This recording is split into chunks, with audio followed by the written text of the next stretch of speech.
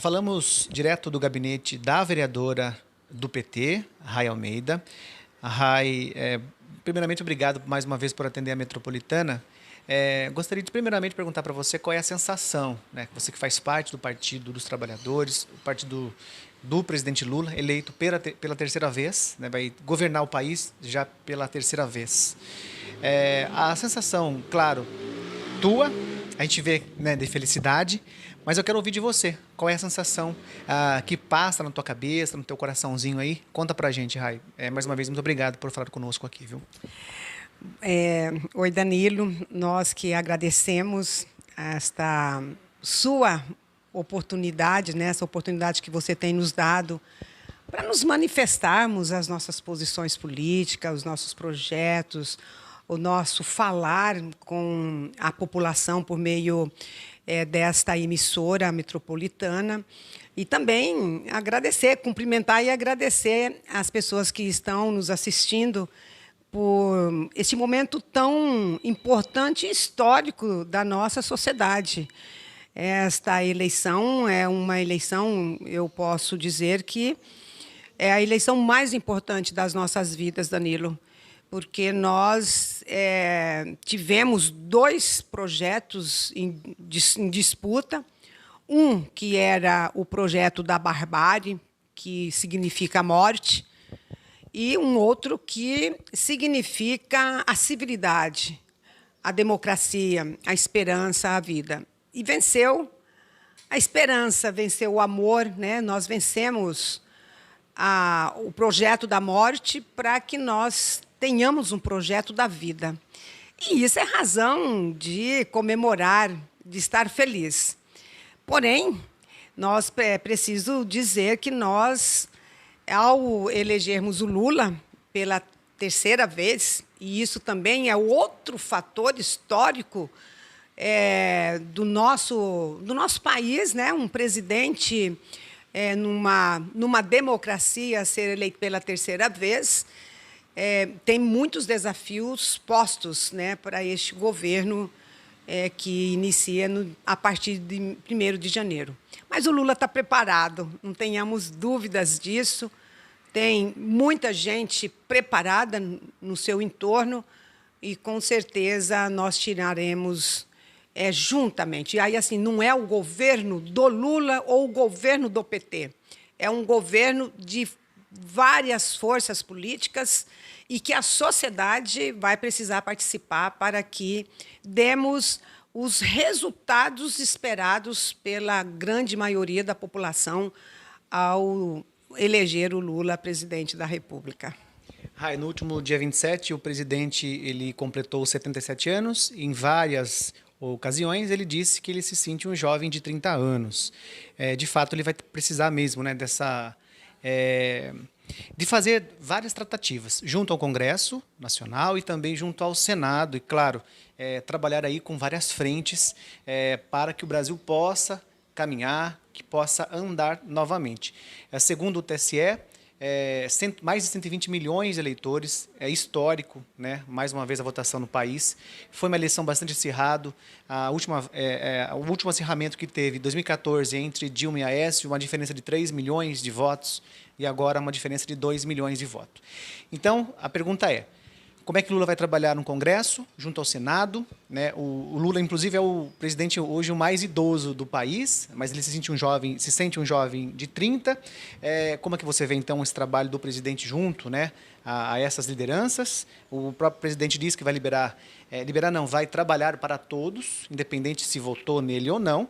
Então, quero que você faça uma panorâmica para a gente agora sobre esse movimento que o Lula vai ter que ter agora, né, para aqueles que votaram e para aqueles que não votaram também junto a ele. E, mais importante, qual é o movimento do PT, não, junto ao Lula, porque ele disse, né, que não é do PT. É um movimento, até inclusive ele deu uma intimada na Gleisi, né, a presidente do PT. Gleisi, nós teremos que trabalhar em conjunto, né, não é do PT. É um gesto muito nobre e muito importante para a democracia. Então, qual é a tua visão nesse sentido, Ray? Bom, o Lula é uma pessoa muito hábil no diálogo, nas conversações. Ele tem uma experiência nesse sentido. Desde os idos final dos anos 70, 80, no movimento sindical. Ele foi uma grande liderança. Então, ele tem muita habilidade, é uma pessoa muito habilidosa nas conversações com os diferentes. E tanto que ele consegue fazer uma ampla frente democrática, aquelas pessoas que defendem a democracia, ele conseguiu juntar pessoas que pensam tão diferente, lideranças políticas que pensam tão diferentes, mas que têm um objetivo comum, que é o fortalecimento da democracia e a reconstrução do país.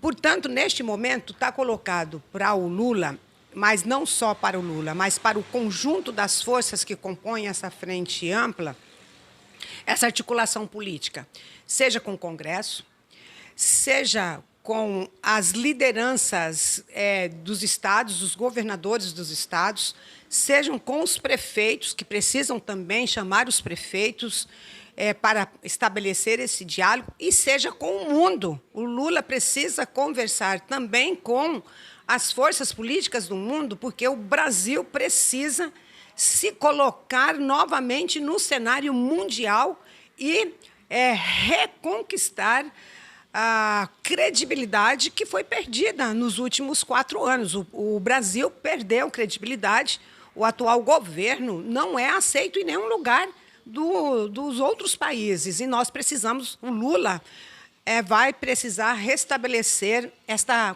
confiabilidade no país para que nós possamos voltar a ter uma economia pujante, restabelecer na questão econômica, estabelecer relações bilaterais com outros países, do ponto de vista de você criar sinergia, para que nós coloquemos o Brasil no cenário mundial, como nós estávamos lá quando, em 2011, em 2016, quando a Dilma foi deposta, nós éramos a 6ª economia do mundo.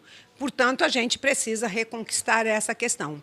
E, além do mais, o Lula também, ontem, no seu discurso, além dele ter apontado para estas questões, seja dessas articulações mais amplas, mas ele falou também do papel da sociedade, que vai também dialogar com a sociedade e vai restabelecer as conferências para discutir os vários temas: cultura, saúde, educação, habitação, saneamento, a defesa da Amazônia e outras questões. Vai fazer as conferências, a democratização dos meios de comunicação. É preciso que nós pensemos sobre isso, restabelecer também esse diálogo com a sociedade, porque se nós queremos mudar essa sociedade, também nós precisamos fazer o protagonismo das lideranças populares, das lideranças em todo o país. Então, eu acredito que é desafiador essa questão desse restabelecimento do diálogo,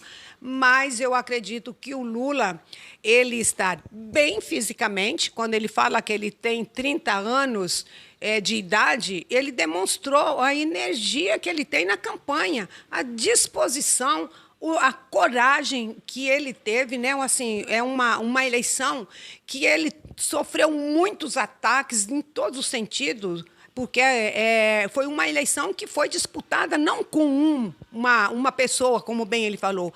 Ele disputou uma eleição contra uma máquina pública que esteve a serviço de uma pessoa.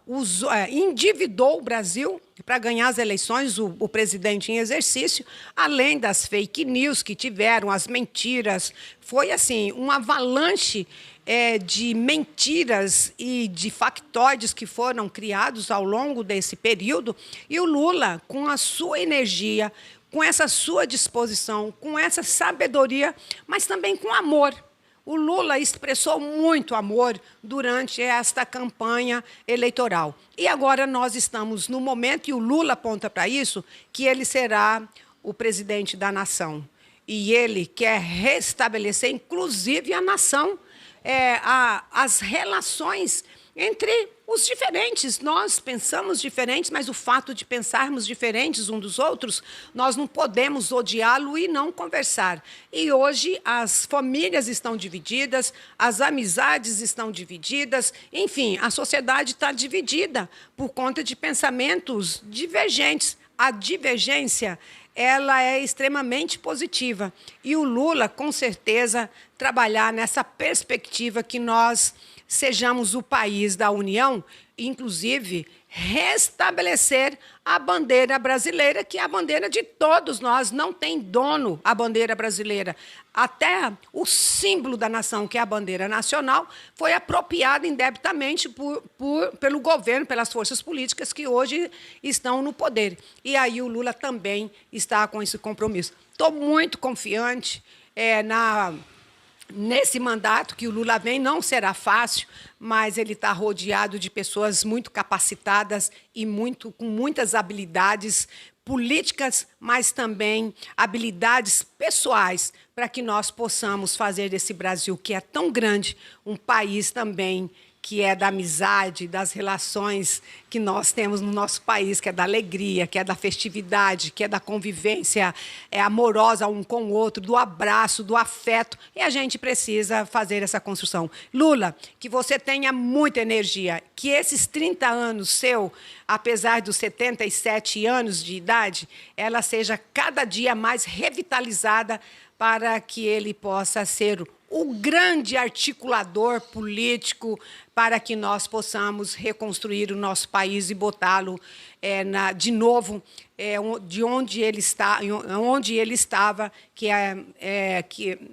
dele ser um país que resolva a fome, a miséria, a saúde, a educação, a Amazônia seja restabelecida. Então, que a gente possa ter esse país que ele é merecedor e que todos os seus habitantes também possam ter o bem-estar e o bem-viver. Vamos, então, fazer uma conexão com São Paulo agora. Haddad também ficou muito próximo ali a Tarcísio de Freitas, né? Foi uma eleição bastante apertada para ambos, né? Em algum momento ali parece que o Haddad começou, de fato, a quase que virar, né? Mas o interior votou massivamente aí, então, no candidato Tarcísio. A capital votou, em sua grande maioria, no Haddad. Então, qual é a tua visão agora para o novo governador? E o Haddad ficou muito próximo ali de ganhar também. Há uma esperança que Haddad possa voltar para o Ministério da Educação, ou ainda não se fala nisso internamente entre vocês do partido? Bom, primeiramente eu quero dizer que o Haddad também, essa frente ampla que foi composta para as eleições do Haddad, ganhou força política. Nós ficamos, embora tenha tido uma diferença de 11 pontos, mas o Haddad foi muito bem nas eleições, é o melhor candidato. Infelizmente, as pessoas não o escolheram para ser o nosso governador do estado de São Paulo. Uma pena. E aí, mais um erro do estado de São Paulo, a exemplo do erro cometido pelo Brasil quando elegeu o Bolsonaro lá em 2018. São Paulo elege um candidato que sequer conhece São Paulo, mas aí nós vamos ter que reconhecer a eleição do Tarcísio e torcer para que ele seja um governador, não seja um governador medíocre, mas que seja um governador que também possa estabelecer na sua gestão o diálogo com todas as forças políticas, independente da sua convicção ideológica. Então, a gente aposta nisso. O fato do Haddad ir para o governo federal, nós não sabemos como que vai ser feita essa composição do governo federal. Agora, o Haddad foi o melhor ministro da Educação, ele é uma pessoa de referência. É importante que ele vá para o governo, ou, de repente, ele pode desempenhar um outro papel político, né? Eu acho que essas discussões estão postas e eu espero aí que o Lula, né, logo, logo, com certeza, vai estar indicando os nomes, mas ainda eu não vou me aventurar aqui em dizer se o Haddad vai ou não vai para o governo. É um nome importante, mas isso vai caber ao Lula e às pessoas que compõem essas forças políticas discutir quem é melhor. né, para este ou para aquele ministério, mas não só os ministérios, os secretários executivos, mas eu acredito que nós precisamos fazer uma composição de governo que esteja afinado com aquilo que foi defendido para a campanha, porque a população elegeu um projeto, portanto, que a composição também desse governo do Lula possa contemplar aquilo que a população elegeu para o nosso país. E o Haddad, com certeza, vai ter muita contribuição a dar. O Haddad está muito bem preparado, o Haddad é uma pessoa muito humana, muito também generosa, e estava muito preparado para ser o governo do Estado de São Paulo. Mas quem ganhou é o Tarcísio, e vamos torcer para que o Tarcísio seja um bom governador do Estado de São Paulo. Rai, última pergunta. Dia 1º de janeiro, você pretende estar em Brasília? Ah, com certeza. Quero estar lá. Só de pensar, eu acho que vai ser um momento ímpar ver o Lula subindo a rampa. E, num momento histórico, é uma transição. Nós vamos passar por um processo de transição e quero estar junto neste momento, e mais este momento. Tive na posse do Lula em 2003, depois estive trabalhando no governo da Dilma, e eu quero estar presente, sim, na posse do Lula. Fazer parte no momento histórico, assim como nós fizemos a campanha do Lula, saímos, desnudamos do medo que ficou colocado para a sociedade em todos os momentos, e nós desnudamos desse medo para ir para as ruas, fazer campanha para o Lula, e agora nós precisamos, até a nossa presença na posse do Lula, dar força para que ele assuma a presidência e saiba que nós estaremos aqui, dando todo o apoio, toda a força para que ele seja capaz de cumprir a missão para a qual ele se dispôs, ser o presidente da República, depois de tanto ataque, de tanta humilhação, inclusive até a tentativa de enterrá-lo vivo. Mas ele renasce depois de tanto ataque, e é o nosso presidente a partir do 1º de janeiro de 2023. Vence, portanto, a eleição o candidato Luiz Inácio Lula da Silva. É preciso reconstruir este país com todas as suas dimensões. Na política, na economia, na gestão pública, na harmonia institucional, nas relações internacionais e, sobretudo, no cuidado com os mais necessitados.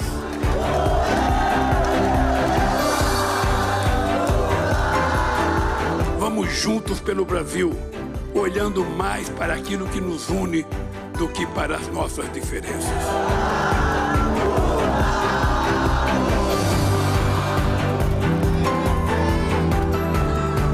Vou governar para 215 milhões de brasileiros e brasileiras. E não apenas para aqueles que votaram em mim. Não existe dois Brasis. Somos um único país, um único povo, uma grande nação.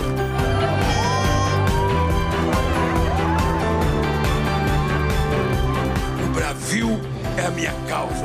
O povo é a minha causa. E combater a miséria é a razão pela qual eu vou viver até o fim da minha vida. Então eu quero dedicar essa vitória à democracia e ao futuro do povo brasileiro. Eles pensaram que tinha acabado com a minha vida política. Eles me destruíram contando mentira a meu respeito. E graças a Deus eu estou aqui, firme, forte e amando outra vez e apaixonado pela minha mulher. Obrigado, meu Deus, e obrigado, povo brasileiro, pela glória que vocês me deram de vencer essas eleições.